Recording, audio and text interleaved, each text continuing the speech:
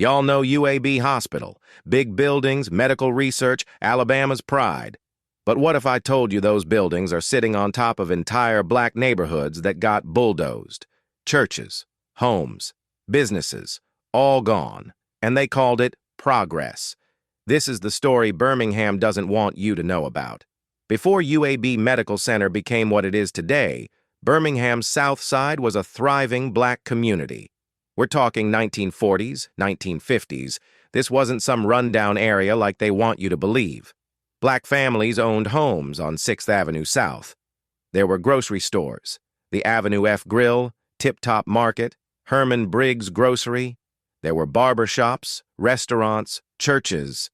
Union Bethel AME Church stood at 1300 6th Avenue South. New Pilgrim Baptist Church was at 809. These weren't just buildings. These were community anchors where black folks could worship without dealing with segregation. You had gas stations like Bagot Super Service Station. You had the Standard Oil offices, real businesses employing real people. And all of this was in South Side, the area directly south of Birmingham's railroad tracks, stretching up toward Red Mountain. Now here's what you need to understand. This was during Jim Crow. White Birmingham had forced black residents into certain areas through redlining and segregation laws. So black folks did what they always do. They built their own. They created community. They created wealth.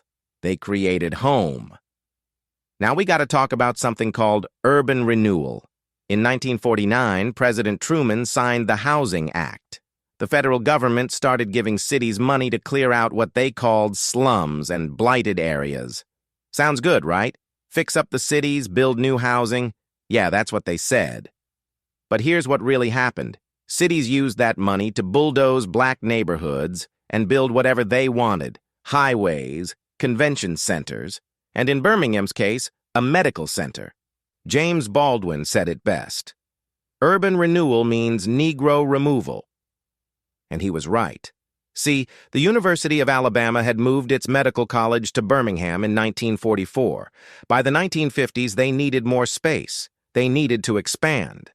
So Birmingham's city leaders looked at Southside and saw an opportunity. Not an opportunity to help the black families living there. An opportunity to take that land. Under the Housing Act of 1949, Birmingham got federal money for what they called their first federally funded urban renewal project.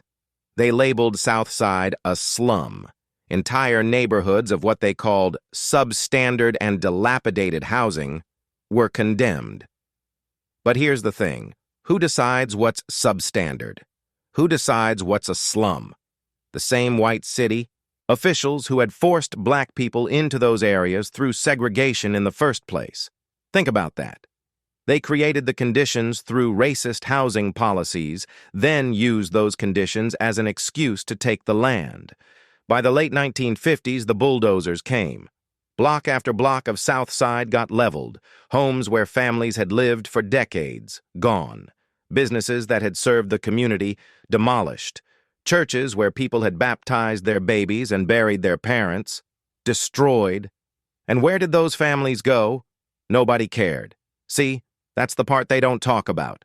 Urban renewal displaced more than 300,000 people across America between 1955 and 1966. And the burden fell disproportionately on people of color. In Birmingham, black families who got forced out of South Side had to find new places to live in a city that was still segregated. Their options were limited. Many ended up in public housing projects. Many ended up in worse conditions than before. But UAB? UAB got exactly what it wanted. The medical center expanded, Hillman Hospital grew, the campus took over block after block after block. If you look at 6th Avenue South today, you'll see UAB buildings where those black-owned businesses used to be. UAB intramural fields sit where grocery stores and gas stations once stood.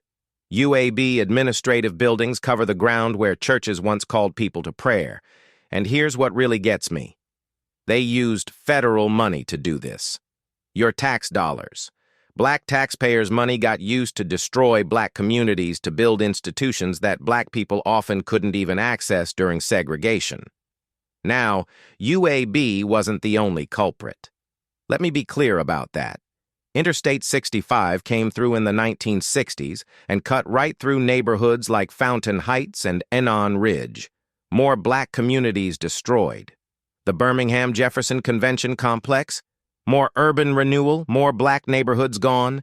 But UAB's expansion is particularly painful because it's still growing. By 1976, UAB was Birmingham's largest employer. Today, it's a massive institution with over 53,000 people working for UAB and the UAB health system. Don't get me wrong, UAB does important work. Medical research, healthcare, education, that's real. But we can acknowledge that and acknowledge the cost. We can say UAB is important and say it was built on stolen land and destroyed communities. Both things can be true. Now let me tell you about a neighborhood that fought back.